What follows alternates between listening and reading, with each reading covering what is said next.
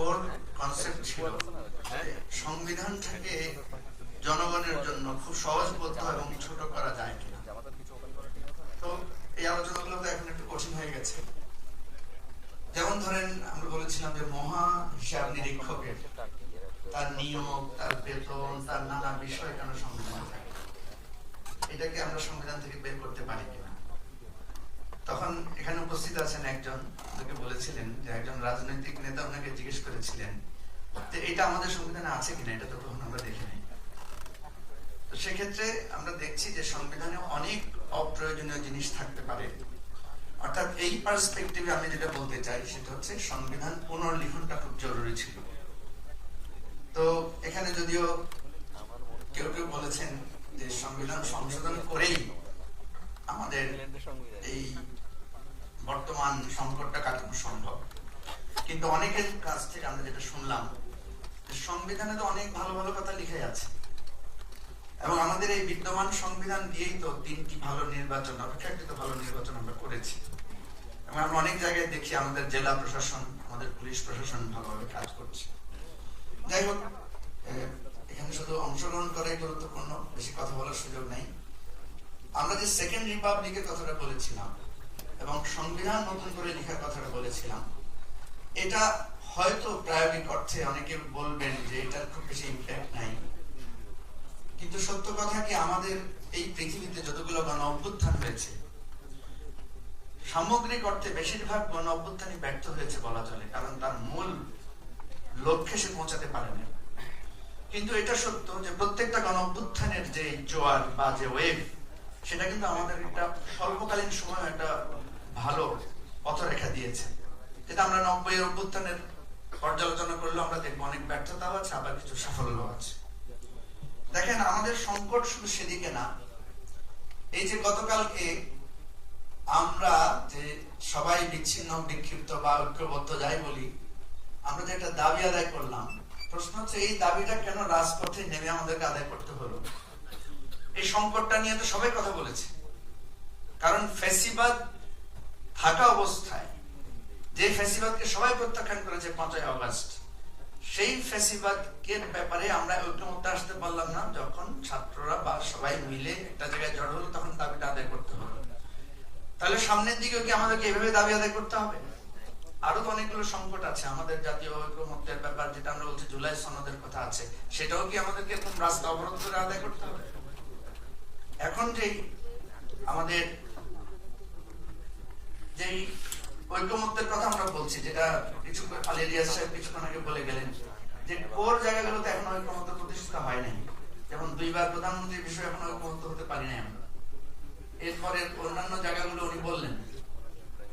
অতএব আমি বারবার যেটাকে গুরুত্বপূর্ণ মনে করি, এরকম সুসজ্জিত আলোচনার একটা ফল আছে, তার চেয়ে বেশি ফলপ্রসূ হবে আমাদের পেছনের দরজায় আলোচনা করাটা, অর্থাৎ পেছন থেকে একটা ঐক্যমত্যে পৌঁছানোর জন্য একটা ডায়লগ করাটা।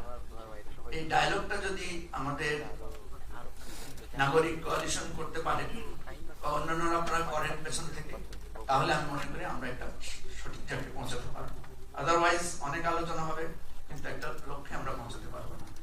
এটাই আমি সবার কাছে প্রত্যাশা করছি। ধন্যবাদ। বৈষম্য দূর করতে কিন্তু মানুষ আসলে রাজপথে নেমে এসেছে। তৃতীয়ত, তার একটা রাজনৈতিক দিক আছে, যে দমন পীড়ন, মানবাধিকার হরণ করেছে, বিরোধী দল বিরোধী মতকে দমন করেছে, অর্থাৎ যে বাকশালী চরিত্র সেটি আসলে ফুটে উঠেছে। আর একটি তার সাংস্কৃতিক দিক আছে, সাংস্কৃতিক ফ্যাসিজম আছে, যেটা বাংলাদেশের যে সাংস্কৃতিক বহুত্ব সেটাকে অস্বীকার করছে। ফলে এই যে ফ্যাসিবাদী ব্যবস্থার আমরা রাষ্ট্র কাঠামো নিয়ে কিন্তু আমরা এই সময়টা আলোচনা করছি। আমাদের যদি সত্যিকার অর্থে ফ্যাসিবাদী ব্যবস্থাকে বিলোপ করতে হয়, তাহলে কিন্তু এই 4টা দিকেরই আসলে সংস্কার করতে হবে এবং পরিবর্তনের মধ্য দিয়ে যেতে হবে।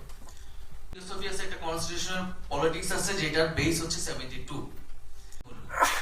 কিন্তু সেটাও সংশোধনীর মাধ্যমে, এবং সেই সংশোধনীও কিন্তু আসলে টিকলো না। সেই মূলনীতিগুলো বা সেই সাংবিধানিক চরিত্রটা জাতীয় চরিত্র পেয়েছিল কিনা, জনগণের সম্মতি ছিল কিনা, সেটা ভিন্ন প্রশ্ন। কিন্তু বিএনপি কিন্তু সেই ইতিহাস থেকেও শিক্ষা নেয়, যে সেই 75 পরে যে সুযোগ এসেছিল, তখনও যদি গণপরিষদের মাধ্যমে 72-এর সংবিধান ফেলে দিয়ে আমরা নতুন সংবিধান করতে পারতাম, তাহলে বাংলাদেশের আরেকটা যাত্রা আসলে শুরু হতো। তো সেই জায়গা থেকে কিন্তু আমাদের শিক্ষা নেওয়ার আছে, এবং 24-এর পরে যেহেতু আমাদের সেই সুযোগটা এসেছে, আমরা মনে করি যে একটি গণপরিষদের মাধ্যমে আমাদের রাষ্ট্রের ভিত্তিটা নতুন করে ঐক্যমতের মাধ্যমে স্থাপন করা আসলে উচিত। নাগরিক কোয়ালিশনের প্রধানমন্ত্রী মেয়াদ সময় 2 টার্ম, এটা আমরা সমর্থন করছি। আওয়ামী লীগকে নিষিদ্ধ করা হয়েছে, নিষিদ্ধ করা হবে। তো এই আমি ভাবতেছিলাম এই বিষয়গুলো নিয়ে, আওয়ামী লীগ শেখ হাসিনা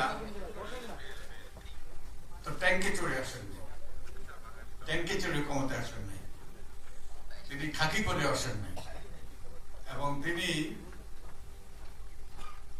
সংবিধান ছুঁড়ে ফেলে দেন, কিন্তু তিনি স্বৈরাচার হয়েছে, ফ্যাসিস্ট হয়েছে। কি জন্য হলেন? কারণ আমাদের যে প্রতিষ্ঠানগুলো, আমাদের যে আইনি কাঠামো, বিধিবিধান, সবগুলো স্বৈরাচার প্রতিষ্ঠার জন্য সহায়ক ছিল।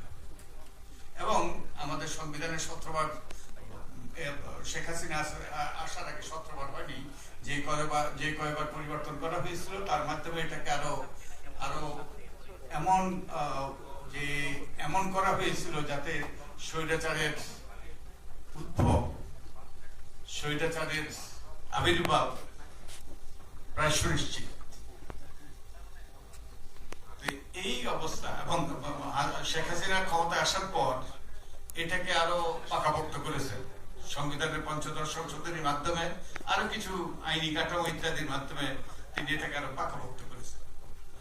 এখন যেই কাঠামো, যেই প্রতিষ্ঠান, যেই বিধিবিধান স্বৈরাচার সৃষ্টি করে, এগুলোর মধ্যে যদি আমরা পরিবর্তন না আনি, এবং এই পরিবর্তনের জন্য আমাদের রাষ্ট্র মেরামত করতে হবে, তাহলে তো আবারও সেই স্বৈরাচারে ফিরে আসার আমরা কি সেই সম্ভাবনাকে উড়িয়ে দিতে পারি?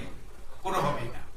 এই জন্যই সংস্কার, এই জন্যই কতগুলো মৌলিক সংস্কারের দরকার, আমাদের রাষ্ট্র মেরামত করা দরকার।